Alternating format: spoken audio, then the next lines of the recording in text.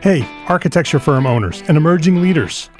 Get ready for unparalleled insight into the development of a world-class architecture firm and a worldwide organization driving the digital transformation of the design and construction industry. With Build Smart, the podcast that's changing how our profession operates. We share the incredible stories behind innovation in the building industry with my friend and co-host, Patrick McLeamy, FAIA, former CEO of the international architecture firm, HOK. You know, Yamasaki's office or firm lasted during his lifetime. And when he passed away, I think that was the end of the Yamasaki office. Helmut did not want that. He wanted a firm that would live out and grow beyond the founders. In Season 1, discover the untold stories behind HOK's meteoric rise, from 150 employees in St. Louis to a powerhouse with over 1,900 staff members and 27 offices worldwide. You know, they weren't as polite as the Kojima people. That was just boom. And anytime you have a creditor, whether it's Kojima or the bank, that wants their money, unless you can raise money someplace else, you are out of business. Bankrupt. And hold on tight for Season 2, where Patrick takes us on a new adventure as chairman of Building Smart International, shaping the future of digital transformation in the design, construction, and operation of built assets. Ian Howell, Ken Harold, and I, Ken was my technical representative from HOK. The three of us took a tour of Europe of 5 cities in 5 days. Very busy time. Simply follow the link in the show notes to subscribe to Build Smart now and uncover lessons that will transform you and your architecture firm.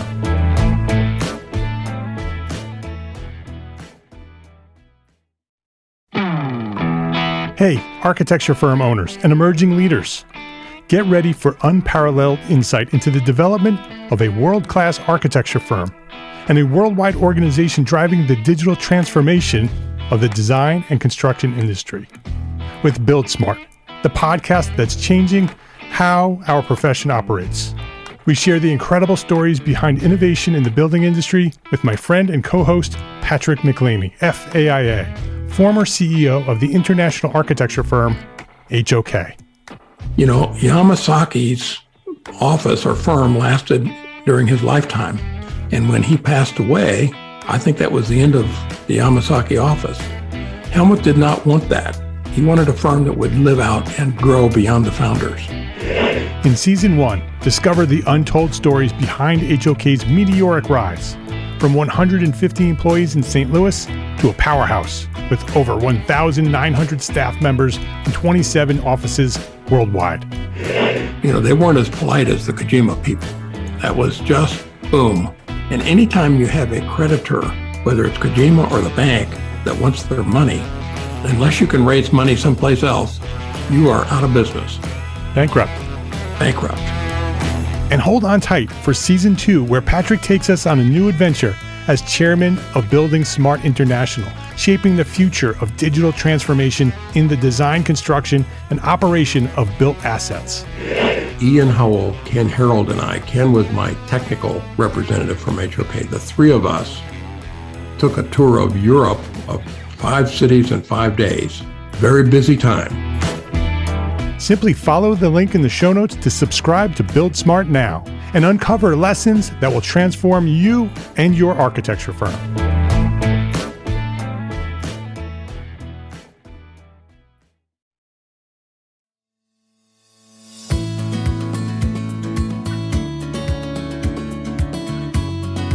My name is Mark R. LePage, and you are listening to Entre Architect Podcast, where each week I speak with inspiring, passionate people who share their knowledge and expertise, all to help you build a better business as a small firm entrepreneur architect. Greg Kochanowski, welcome to Entre Architect Podcast. Hi, Mark. Thank you so much for having me here. I'm really excited to talk to you. Yeah, I'm excited about it too. This is going to be an interesting conversation. Greg is a partner and design principal at GGA Plus in Pasadena, California, and founder of The Wild, a nonprofit research lab focusing on the impacts of the climate crisis in urban environments. With over 25 years of experience as an award-winning architect, landscape architect, educator, and author, Greg brings a wealth of knowledge and a holistic design philosophy to his practice. That's a really brief intro, Greg. Just sort of give our listeners a little idea of who you are, because I'd like to ask you where you've come from. What's your origin story? So go back to where you discovered your passion for architecture, and maybe talk about who or what inspired you to become an architect, and share that story to where you are today. Thanks so much. I didn't know I wanted to be an architect. I totally fell into it. I was a kid who loved art, loved drawing, loved math, but everybody associates math with architecture, right. But I never really did. But anyway, I had no idea what I wanted to do when I got out of high school, zero. And I went to art school, actually, because that's all I knew how to do. And while I was there, my stepfather is a sort of a Renaissance man, sort of a contractor in every sense of the word, can kind of do anything with regard to building. And I just became fascinated by that and thought, okay, well, maybe that's something I can do. I was interested in building, maybe, whatever, just creating. Right. And so went and got a degree in structural engineering because I thought, well, that's what architects do, right? That's kind of what you would do. And I realized when I was there that there was no creative outlet in my traditional sense. And so then I started slowly learning what architects might be, or what a career might look like in the built environment. And went and got an undergrad degree in architecture at Temple, and then left and decided to take a little bit of a break. And I mean, Temple was an inspiring place for me because it showed me not only it's about design, but it's about ideas, and that architecture is really about sort of interpreting the world in which we live.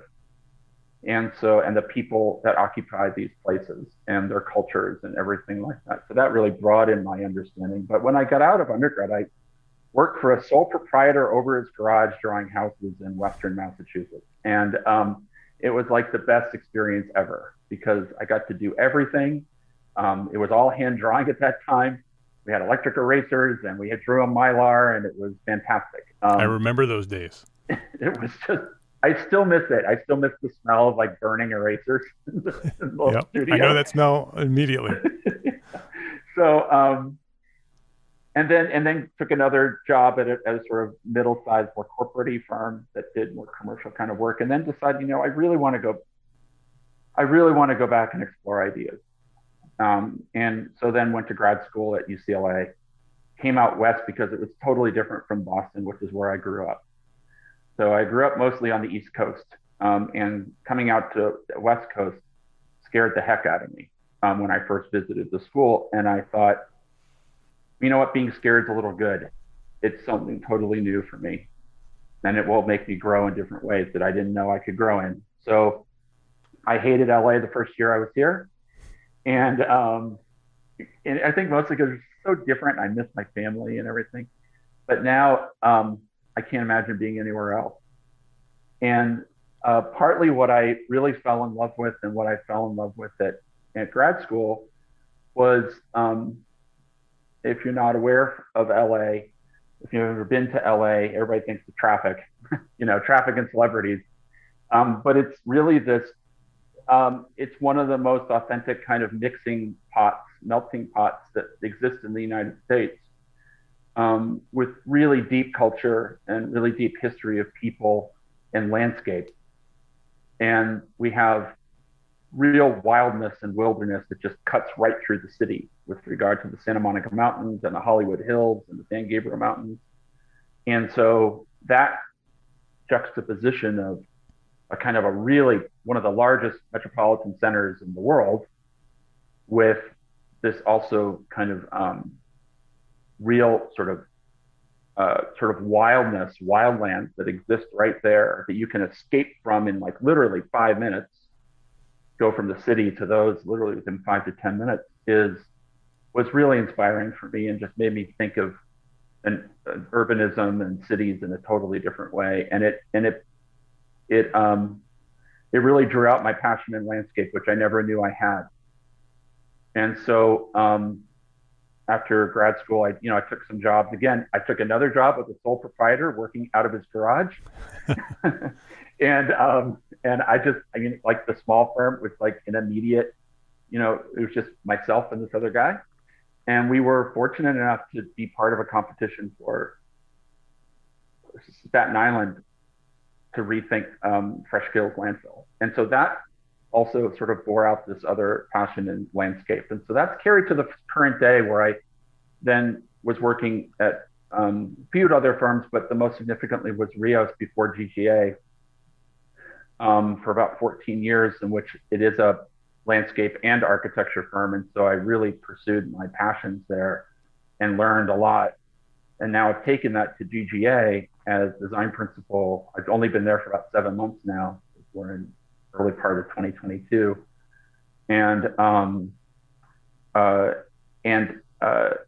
really thinking through what it means to practice with these ideas and bringing that to the firm and expanding upon what we've already done, which is a very human-centered practice focused on disadvantaged communities, really thinking of architecture as a social act, and thinking through kind of a holistic form of practice where we really embrace the whole person and the whole site and the whole environment. And so that's kind of where we're kind of going. So really excited of what's to come and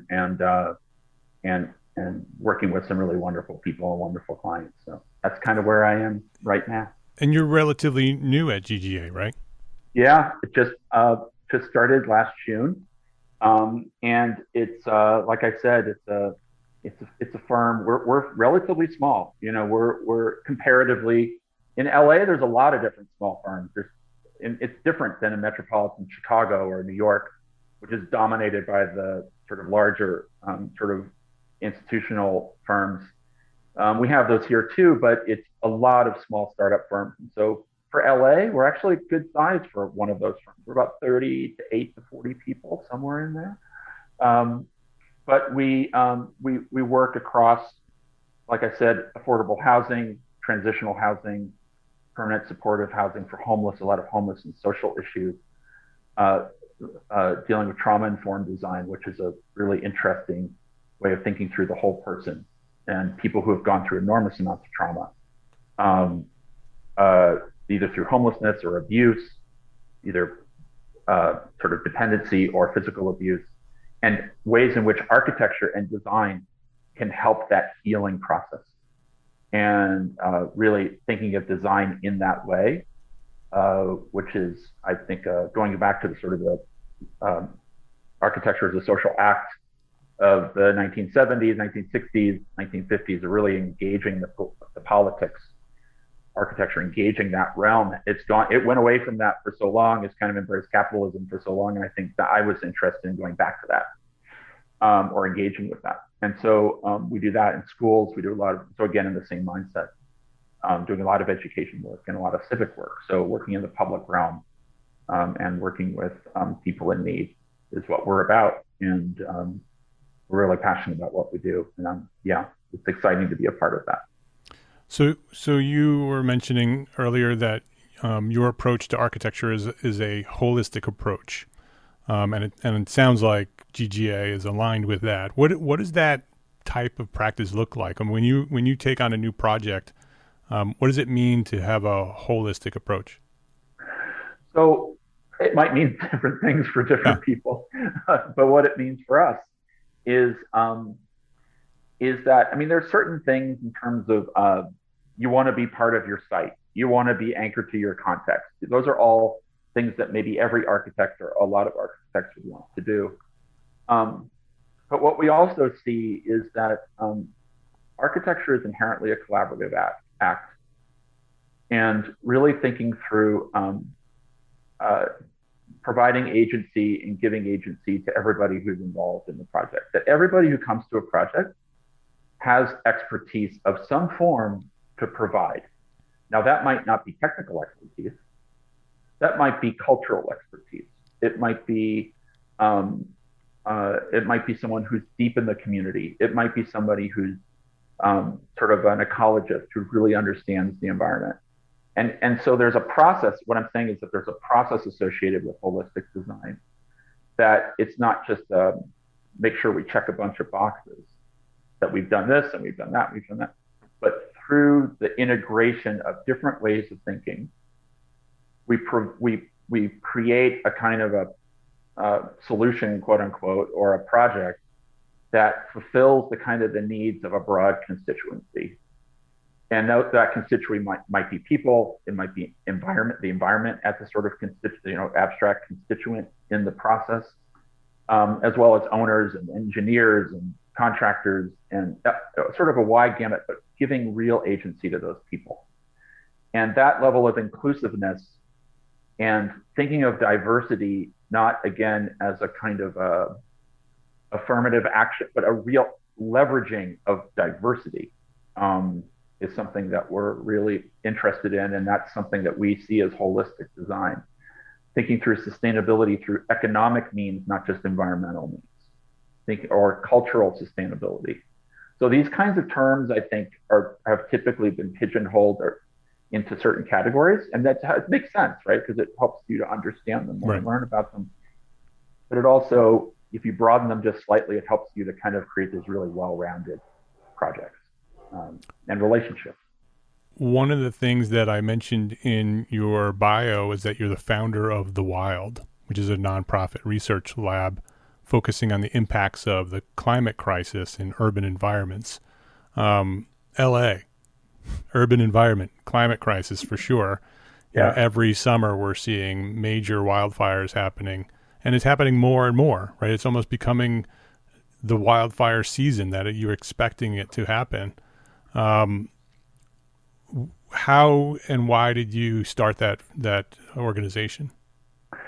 Yeah, I've lived so I moved to LA in '97, and to go to grad school, as I said. So I was, and at that time, I actually moved to LA at '97 when we moved. It was El Nino year, which was torrential downpours. I mean, rain like I had never seen. And what came from that was then mud flow and debris flow, like closing the PCH, right? So over the course of, so that sort of woke me up like, whoa, this is a place that I had not experienced before. And, just going to school and working and everything, every year you hear the fires, the rains come, the debris flow comes, right? And so it's the same story every year. It's almost uncanny.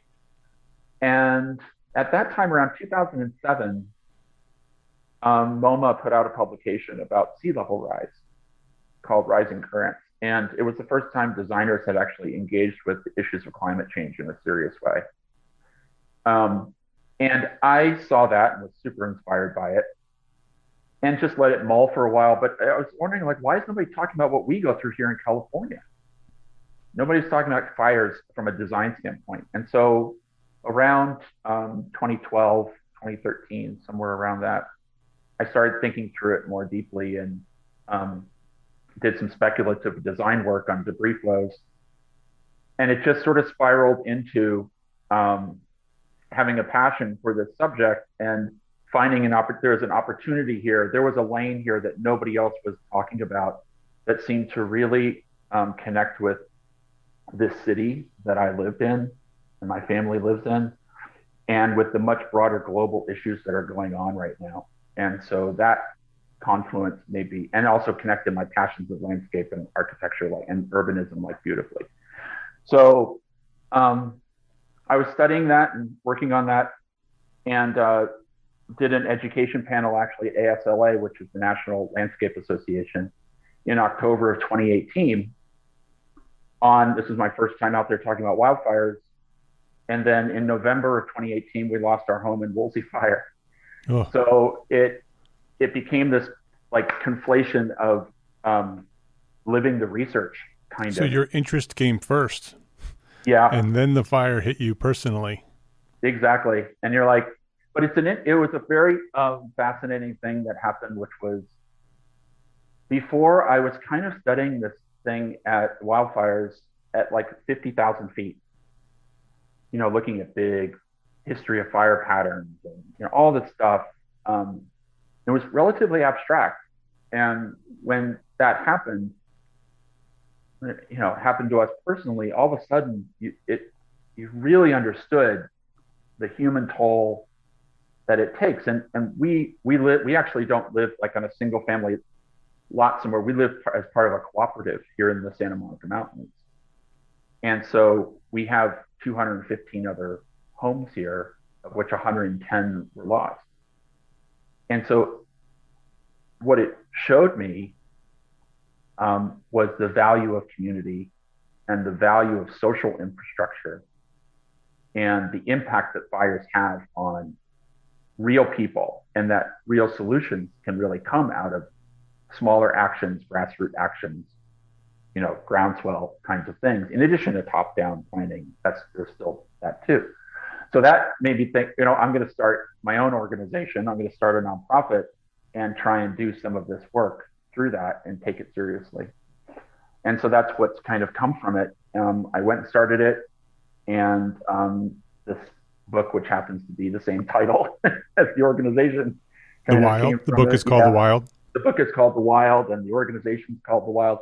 There's a new book coming called Wildlands in the Expanded Field, which is going to really elaborate on it. But that sort of sparked it all into like real action, and focusing on a balance between research, education, and community engagement. So kind of fusing all those three aspects together was something that, I'm the only person who's a part of it, so it's a small organization. But I'm doing what I can to try and keep the mission alive.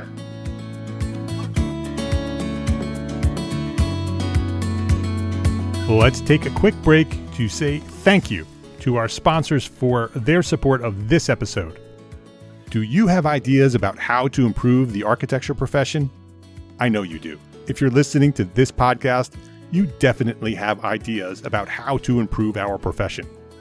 NCARB wants to hear from you. Their ongoing analysis of practice study is your opportunity to shape the future of architecture. Share your experiences and insights from working in architecture and tell NCARB what you wish they would do better. This is your opportunity to let NCARB know what you wish they would do better. Your feedback will help guide changes to the National Experience and Examination Programs for Architects and impact what being a licensed architect could look like.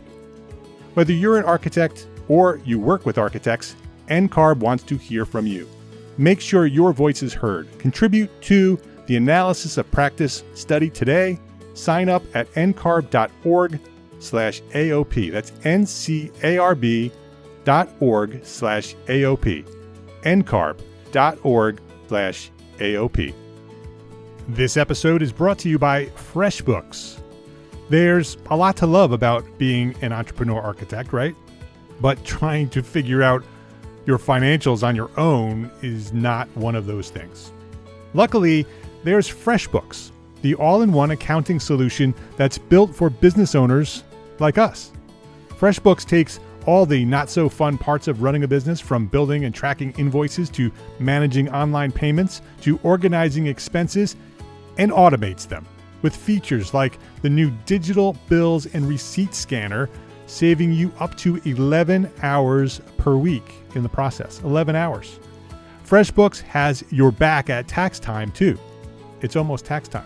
With a ton of reports to choose from, you'll know exactly where your business stands, and you can easily hand the keys over to your accountant so they can take over when it's time to reconcile everything for the year. Try FreshBooks. Try FreshBooks for free for 30 days. No credit card required. It's free. Go to freshbooks.com/architect. freshbooks.com/architect to get started today. That's freshbooks.com/architect. So, what will you do with your 11 more hours each week? This episode is brought to you by arcat.com. We all have that one story, that one project that had such a unique situation that it required a solution that you had rarely considered before. We share these stories in private professional circles with our friends and our colleagues, but there has never been a collection of these stories of conflict and triumph all in one place. Until now. Detailed is a podcast series that features architects, engineers, builders, and manufacturers who share their insights and expertise as they highlight some of the most complex, interesting, and oddball building conditions that they have ever encountered, and the ingenuity it took to solve them. Join host Charisse Lakeside, aka CSI Kraken, a senior specifications writer at RDH Building Science, as she uncovers lessons learned to help you navigate similar challenges that may arise in your next project. Detailed, an original podcast by ARTCAT. Listen and subscribe right now at arcat.com/podcast. That's arcat.com/podcast. arcat.com/podcast. Detailed. Every building has a story. Please visit our sponsors today and thank them. Thank them for supporting you, the Entre Architect community. So what does the organization do? Why did you launch the Wild, and what's your objective? Well, the objective is primarily to, again, provide a resource and for education first and foremost, but also a resource for forward thinking and connection around this for communities. So what I have done is have been involved in mostly right now, because it's relatively early in its infancy. It's about 3 years old or so, 2 or 3 years old. So it's quite young. But getting grants to then do outreach and education with communities, engaging with fire safe councils and other organizations that are out there that are on the ground that may have more of a research, meaning more of a scientific approach to it or a policy-based approach to it. And that what I help bring to that is visioning and helping them think about what they could do with that. As well as I'm working with, hope to be working with, but engaged with the Southern San Gabriel Valley Council of Governments, which is a kind of a clearinghouse for all these, I believe it's 32 cities that sit along the base of the San Gabriel Mountains who are undergoing wildfire on a constant basis. And so working with that organization, getting in touch with smaller cities that each individually has their own problems, and trying to work both at a kind of broader education level and then at a local level to find solutions for them. A lot of this is about education. A lot of that is just having conversations and showing people both what's possible, but also that these are, as you mentioned earlier, like fires existed in LA before LA existed. Right. They're part of the natural process, right? Right. These are landscapes that are meant to burn, and they've burned for millennia. And what we're finding is both the climate crisis has exacerbated that, but also that through housing policy or lack of housing policy and affordable housing, a kind of a housing crisis, kind of cultural economic crisis, people have pushed hard into these areas, and through the juxtaposition of development and people more and more in these wildlands, fire then gets exacerbated and really burns more. So it's that, how do you stop that? I don't know if you do. There's lots of questions, like if communities burn down, should they be able to be rebuilt? Like ours, and we rebuilt. And so those are very hard political and economic and cultural questions that you have, that you talk about where would people go in LA if they can't. I live here because I can afford to live here in LA. I couldn't live somewhere else in LA. It's too expensive for me. So where else would I go? And so there's an equity issue with all of this too. And so it's complicated, but I think that's what makes it really rich and sort of fertile territory to talk about, is that it's not just about ecology. It's not just about science or policy. It's about people. and people's lives, and then the lives of wilderness and wildlife and everything else. So it gets back to this sort of, as we talk about like the climate crisis, architects aren't going to solve it. Landscape architects aren't going to solve it. Mayors, governors, presidents aren't going to solve it. It's going to take a collective, holistic attitude and process to really get at these issues, because they are broad and multivalent. Yeah. So it sounds like the wild is really an opportunity, provides an opportunity to learn, right? So it's a place where people can learn about what is causing this, and it gives a place for the dialogue to happen, right? To have the conversations to happen in order for people to not only learn, but to figure out some solutions to either live with fires, or, eliminate the fires or reduce the fires. From an architect's point of view, right? You're talking to thousands of architects right now. What can we do to, if we're in a region where things like this are happening, if not, we're probably in a region where other things are happening. Yeah. What can we do as architects to, either contribute to the conversation or help solve the problems? So we are trained as, I think we as architects are uniquely trained, and I would lump landscape architects into that a little bit. But, but I would say we're uniquely trained to address these issues and provide our skill sets to these problems. And so you have scientists, you have policymakers, you have communities who don't have, and I'm not disparaging, it's just that there's a training that we go through, and there's a way in which we're trained to synthesize information, take complex information and synthesize it and push it back out into a kind of a vision. I'm not saying a design, but even just a way of representing the material that helps show possibilities within it. And so I think as small firm architects, or architects in general, there's a lot of, as I was saying earlier, a lot of the real solutions, I think, are going to happen at the ground level.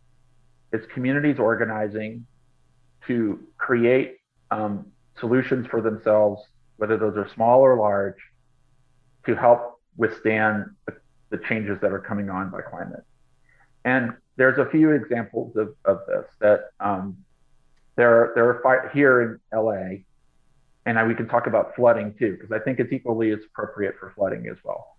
But for LA, in here, there's fire safe councils and there's fire adapted communities. And what these are, like small groups of people who live in a certain locale who come together because they know they're in danger. And we as architects, and what I'm trying to do is engage with those communities, say, here's some things you can do. Here's some things I can help you with. Home hardening. How do you harden your home against fire? How do you think through materials? How do you think through defensible space? How do you think about helping you to think through community organization, to understand how to maintain and maybe in the future expand or design your community to be sort of sustainable and responsive to the changes that we're seeing. There's a story out of, and the reason I go to the sort of grassroots part of this is that, there's a story out of Katrina where there are two communities, and one community was very tight knit and had great social connections, and the other was not so tight knit. It was more transient based, et cetera. And they both received equal amounts of funding. One has since disappeared and the other has stayed, right? So I think our role within that, I say that because I think there's a role for architects to engage in those communities and help strengthen them, help rally people around ideas, help rally people around just talking and communicating.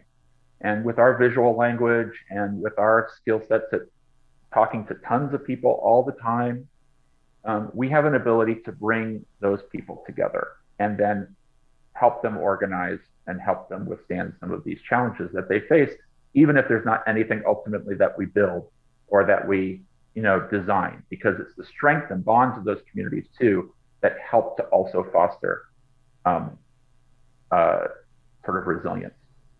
So I don't know if that answers your question, but that's for sure. There's a lot of things you can do. It's very interesting as you're explaining that we don't have to be experts either, right? We don't have to be. I don't need to be an expert in wildfires to leverage my skills as an architect, as a facilitator, as a leader, to come into a community and say, "Hey, I'm uniquely skilled at being able to facilitate these conversations. Let's have some conversations and create some sort of forum where that can happen." So essentially, just step up and lead, and then do what needs to be done from that point forward. Learn what from the community.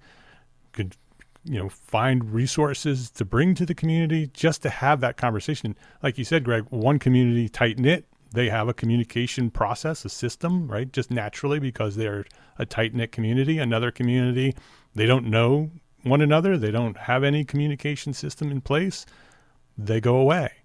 And so as architects, we can position ourselves as the conduit for that communication. Absolutely. And I think that's kind of what we do on projects. Right. Right? I mean, that's what we do when we design a building. Is that, I'm not even allowed to stamp a set of drawings from a structural perspective, right? Like the architect can't even stamp. You need a structural engineer to come in and stamp those drawings. We know we don't know it all. But what we do know is how to bring people together, and that usually the architect on a project is the one who's helping to rally people around the project and organize it and all those sorts of things, including the client and other parts of it, the community, et cetera. So that's always our role. And if we can translate that out to other scenarios, right? There's other scenarios where those skill sets are very useful. We might not know all the information like you said, but we might know where to get it, or we might know somebody who knows somebody where to get it, and we can bring those people into the fold and have a conversation. And I think seeing our practice, our everyday practice that we do, as having as being a model for other scenarios, I think it could be a very powerful tool for the profession in general. Yeah. And the individual firms in particular. I 100% agree. I often talk about how architects don't have to design buildings to be architects, right? We are trained problem solvers. Right. And so this is the conversation we're having right now, is how do we leverage our skills as architects to solve problems, whatever those problems are.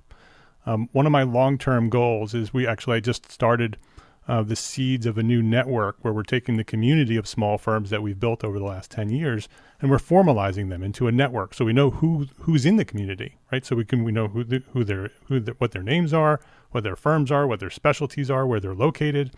Because once we have a network, then we can leverage that network to do lots of things. And one of those things can be problem solving, like what we're talking about here. And when I really think about, a long-term future of that network is, imagine tens of thousands of architects networked, and we leverage that collective knowledge of architects solving problems. Imagine the problems that we can solve. I mean, we could solve global problems because we are problem solvers. And when we take thousands of architects who want to solve problems together, it would be such an amazing opportunity for us to leverage our community. Absolutely. And think about if you just expand upon that just slightly, just even an inch, and say you network those architects together, and the networks that those architects are connected to get networked together. Right. That there's an exponential, because the ability to solve those larger problems is through that mass connection, interconnectivity that you can draw from and pull from to kind of. So I think that's a really powerful idea you have, and I agree with you completely. That there's ways in which I think sometimes Architects get caught up that we do buildings. Right. We don't do buildings. I mean, we do buildings. Yeah, sure we do. But we can do a lot more than that. Things. We do a lot of stuff. And I think you're phrasing it as problem solving is exactly right. That's essentially what we do. And it just happens to materialize into some built form. But it could materialize into other forms. And I think that's a powerful maybe notion and lesson, I guess, for those who have been practicing a long time, and also to people who are coming in new into the profession. Yeah. And in schools, I would say too, to be training students beyond. I mean, I love sexy looking stuff as much as the next guy. Don't get me wrong, but not being trained in like completely formal languages. That these are broader skills that we're developing within educational environments, and training people to think outside the network of the object and into the network of the social sort of interconnectivity and other sorts of ideas of connectivity. So I don't know if I'm rambling a little bit, but I think that's super great. Yeah, rambling is usually good because it means that you're thinking. That's good. Yeah. You're thinking about the possibilities. Yeah. You had mentioned earlier that the Wild is you, that it's a one-man organization. What can we do as a community to help you grow? Well, I think it's about, I don't think it's about, I guess it's not about me growing. It's about participating in the conversation and engaging with these issues that are, I think are of paramount. I don't know of any other important issue than climate right now. I'd say climate and equity are like the two, and those go together. Yeah. Right. But those two things are, you can't look at the world through any other lens. I can't anyway. I mean, you can, but I can't.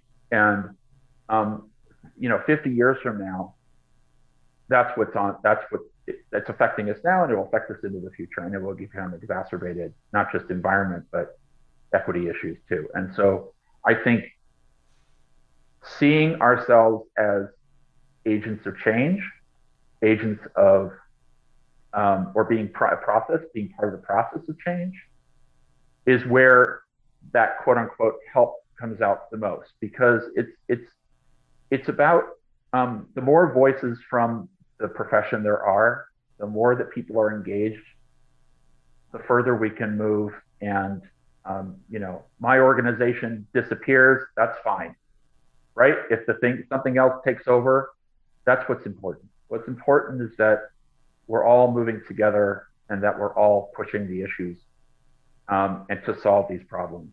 And I think that's how we should think of it, is outside of the context of me and into the context of we, right? And that sounds trite maybe to some people, but I think that's really true. And that ultimately what we do is a collaborative act, and we should see that we're lifting up what I hope the best. I teach a lot too. So I've been teaching for almost 25 years too. And the reason I teach is not for any level of, hey, you're going to work on the issues I'm interested in. It's that you can lift up the next generation, and you can lift up the next people who are way smarter than you and way more have more ability than you to solve problems that maybe you can't fix, right? Or maybe that you caused. And so I think that seeing each other in the profession in that light, that we compete sometimes, we compete for projects and we do all that kind of stuff because we all got to make a living and we all have to support our employees and, do that. But ultimately it's about lifting everybody up and supporting each other. And if I see that you're trying to do something, well, I'm going to help you, right? And if you're doing it better than I'm doing it, then I'm going to help you out, because that'll go further than what I'm doing right now. I just think that way. And so I guess my biggest answer to your question. I'm sort of, but it would be get involved, get going. You know, if these issues are important to you, engage, or whatever issues are important to you, engage. Because the role of we're not, I guess architecture as a profession is not, and we all get frustrated. What do they want me to do? Just draft up this set? You know, we understand our value is more than drafting services, but I think it's also our role is also to I just lost my train of thought, but our role is to kind of is to be a force for change in the world. And I think that, you know, I go back to the 60s and 70s, not because I was born in 1968 and you know, that kind of thing, but and to go back to some idealized state, but the architects as a Renaissance person. That's how we started, right? Architecture was like, and thinking of our profession that way, and we're engaged in the real issues of the day, I think is, I don't know, just what inspires me, and I hope inspires others. I don't know if I even answered your question, but you did. Yeah. And I usually ask that, you know, that final question that everybody who's a listener knows, you know, what's one thing that a small firm architect can do today to build a better business for tomorrow? But I think that question, the answer that you just provided, is a great answer to that. Like, what can architects do today? I mean, it's step up and lead and support one another. And you're talking to the right community here, because the Entre Architect community, this community of small firm, you know, entrepreneurially minded architects, are extremely collaborative and sharing and supportive of one another. We're actively trying to change that in the profession. And so it's great to hear you say that, because that's resonating with the people that we're talking to right now, that if there is a strength that you have, share it with others. And if you see someone with a strength, support them and figure out how you can contribute to what they're doing, because when we come together as a community, we all become better. And the profession grows, right? And with the profession growing, the world benefits from that. And so it's a great answer to that. Greg, I appreciate you for coming by and talking about the things that you're working on. His name is Greg Kochanowski. You can learn more about all the things that Greg is talking about at thewild.org. It's the-wild.org. It's actually a really interesting website, lots of resources. There's information about the book there as well, The Wild. We'll have links to that website as well as the book on the show notes. If you want to learn more about GGA, go to ggarch.com, ggarch.com, and you can learn more about the firm. Greg, I appreciate you for what you're doing, first of all, for all the work that you're doing and getting the word out there about the things that you're passionate about. But I also appreciate you for coming by here and spending some time with me and sharing your knowledge at Entre Architect Podcast. Well, I'll just say right back at you, Mark. I really appreciate the invitation and to be able to have this conversation with you, and that, you know, you're really fostering these conversations about how we as architects can really better this world. But I think that the world needs these venues, and I'm so thankful that you have this venue for us to talk to each other. If you liked this episode of Entre Architect Podcast, please share a rating, write a review, and share a link to this episode with a friend. That's how Entre Architect will grow to serve thousands more architects just like you. This is our 10th year here at Entre Architect. We launched this thing back in 2012. It is 2022, if you haven't noticed. 10 years ago, we launched this podcast, and it's grown to thousands of architects listening every week because you share this link. entrearchitect.com/podcast. Share a link to this episode with a friend. And thanks to our sponsors, ARCAT, FreshBooks, and NCARB. We could not do it without you. Thank you for your support. Links to our sponsors and all the resources we discussed today on this episode are available at the show notes for this episode, found at entrearchitect.com/podcast. Entre Architect is a member of the Gable Media Podcast Network. If you haven't gone to Gable Media yet, you need to. GableMedia.com is a place for you. It's built for you. It's curated thought leadership for an audience dedicated to building a better world, you are the audience dedicated to building a better world. We built Gable Media for you. Go check it out at gablemedia.com. That's GABL media.com. And it's official. November 1st through November 3rd, 2022. Add those dates to your calendar, and I will see you at the EntreArchitect Community Annual Meeting, the first ever live and in-person conference for you, small firm architects. Visit entrearchitect.com/annual meeting right now to learn more. That's entrearchitect.com/annual meeting, and I will see you in Austin.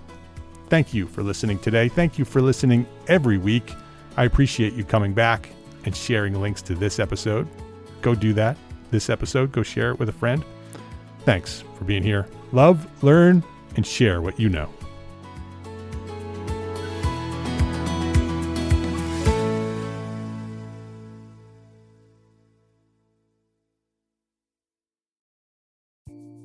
Imagine earning continuing education credits while doing exactly what you're doing right now.